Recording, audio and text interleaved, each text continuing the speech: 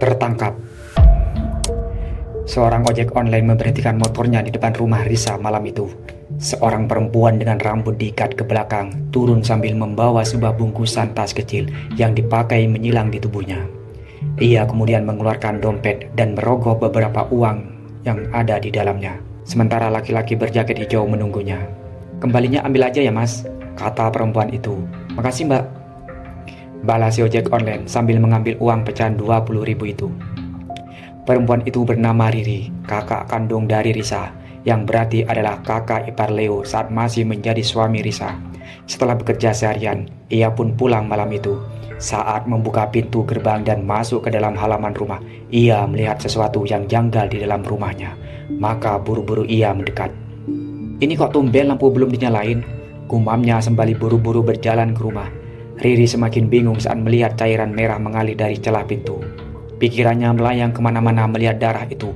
Wajahnya mulai ketakutan, tangannya gemetar. Dia adalah seorang perawat rumah sakit. Ia paham betul cairan itu adalah darah. "Assalamualaikum," ucapnya dengan keras. Akan tetapi tidak ada jawaban dari dalam. Ia semakin takut. Dengan begitu gugup, tangannya menyentuh gagang pintu. Ketika pintu ingin ia buka, tiba-tiba ada sesuatu yang menahan pintu dari dalam, sehingga pintu tidak bisa dibuka. Akhirnya, Riri memasukkan sedikit kepalanya dan melihat benda apa yang menghalangi pintu itu. Riri kaget setengah mati saat melihat apa yang terjadi di dalam. Adik dan ibunya terbaring di lantai bersimbah darah. Dan yang paling menyakitkan, anak perempuannya yang berusia 5 tahun itu ikut menjadi korban. "Ibu!" teriak histeris Riri saat melihat mereka. Kakinya perlahan lemas. Ia ingin jatuh ke lantai, tapi tangannya memegang kusen pintu. Sayangnya, teriakan dari Riri justru membangunkan sosok monster yang sedang tertidur. Leo yang sempat terlelap di sofa mendadak terbangun saat mendengar suara Riri teriak. Saat sadar ada orang lain yang masuk, Leo buru-buru berdiri dan mengambil goloknya.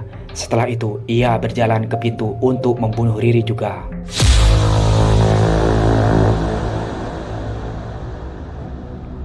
Riri kembali menjerit saat Leo datang membawa golok dengan baju dan wajah penuh cipratan darah.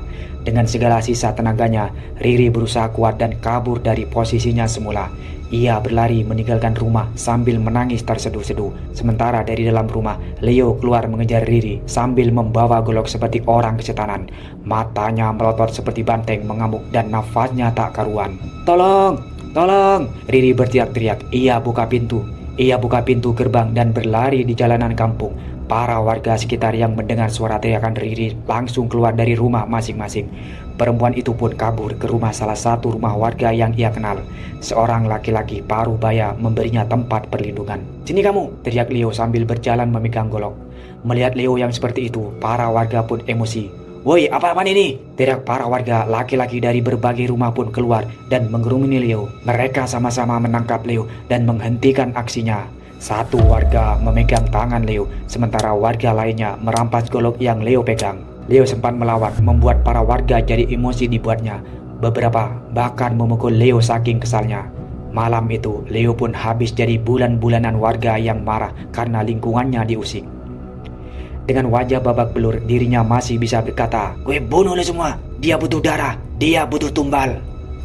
Malam itu menjadi malam yang mengejutkan semua orang, sekaligus malam yang sungguh kelam bagi siapapun. Satu keluarga tewas dibunuh dengan sadis. Darah segar tumpah di lantai dan mayat-mayatnya tergeletak di lantai. Singkat cerita, beberapa jam kemudian, warga memutuskan untuk memanggil polisi. Semua orang yang ada di lokasi kejadian bergidik ngeri saat tahu apa yang sebenarnya terjadi kepada Risa, ibu dan keponakannya yang masih 5 tahun. Tak ada yang berani menyentuh jenazah korban sebelum polisi datang. Sampai akhirnya suara sirine terdengar dari ujung jalan. Warga yang sejak tadi sudah berkerumun di depan rumah Risa memberi jalan untuk mobil polisi dan ambulan yang datang. Tak hanya itu, beberapa wartawan pemburu berita juga sudah sampai ke lokasi. Riri sendiri berada di rumah tetangganya dalam keadaan yang menyedihkan. Ia terus menangis sejak tadi, sedangkan Leo berada dalam pengawasan warga. Tangannya diikat dengan tambang, wajahnya penuh luka memar, bajunya sobek-sobek dan matanya membengkak terkena pukulan warga yang marah. Akan tetapi, meski sudah begitu, Leo sama sekali tidak menyesali perbuatannya. Dirinya benar-benar sudah gila dan berada dalam kendali para iblis. Setelah melakukan olah TKP yang memakan waktu cukup lama, akhirnya jenazah para korban dimasukkan ke dalam kantung jenazah dan dimasukkan ke ambulan untuk segera dilakukan otopsi di rumah sakit. Begitu pula dengan sang pelaku, Leo ikut digiring masuk ke dalam mobil polisi. "Pembunuh!" teriak warga saat polisi menggiring Leo masuk ke dalam mobilnya. Para warga masih tidak terima. Beberapa ada yang berusaha memukul dan menendang Leo, tetapi polisi mencegahnya dan terus fokus membawa tersangka ke dalam mobil. Setelah melewati jalan yang tak mudah itu, akhirnya Leo sampai dan masuk ke dalam mobil. Seorang polisi menemaninya duduk di belakang. Mobil polisi bersama ambulan akhirnya berjalan meninggalkan lokasi, menerobos kerumunan orang yang menghalangi jalan, sehingga mobil mereka berjalan lambat. "Leo, pekerjaan yang sempurna, hahaha." Terdengar suara bisikan misterius di telinga Leo, membuat lelaki itu tersenyum puas sambil bersandar di jok mobil polisi. "Ini kan yang kalian mau," gumamnya sambil melihat ke arah depan. Beberapa menit kemudian, Leo sampai di kantor polisi untuk segera dilakukan interogasi. Di kantor sendiri, wartawan sudah berkumpul untuk meliput berita.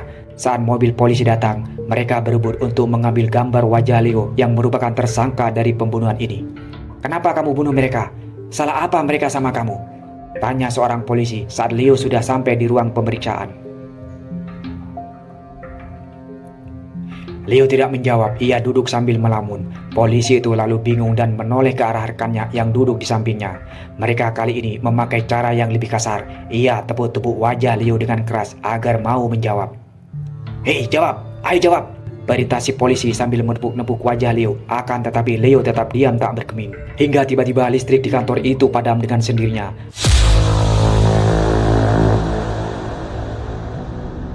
Lampu ruangan mati, suasana pun menjadi gelap gulita. Dua orang polisi yang sedang melakukan pemeriksaan terhadap Leo pun mulai merasakan hal aneh. Bau busuk mulai tercium begitu menyengat. Tangan mereka membuka laci dan berusaha mencari senter atau apapun yang bisa menjadi alat penerangan. Tetapi mereka tidak menemukan apa-apa di sana. Beberapa saat kemudian, lampu kembali menyala. Saat lampu menyala, tiba-tiba sepasang kuntilanak kembar berdiri di samping kiri kanan Leo. Seakan sedang melindungi pria itu. Kedua sosok menyeramkan itu menatap sang polisi dengan mata tajam dan wajah yang rusak penuh darah. Mulutnya tersenyum lebar, menunjukkan gigi-giginya yang runcing dan lidahnya yang panjang. Melihat penampakan itu, nyali kedua polisi itu ciut. "Setan!" teriak polisi itu yang kemudian berlari keluar ruangan dengan wajah ketakutan. Sementara Leo tetap duduk tenang di kursinya, membiarkan para polisi kabur meninggalkannya sendiri. Pemeriksaannya pun ditunda. Pelan-pelan laki-laki itu mulai merasakan akhir dari kisahnya. Apa yang ia lakukan membawanya ke jurang kehancuran. Tawa Leo sudah semakin tak waras.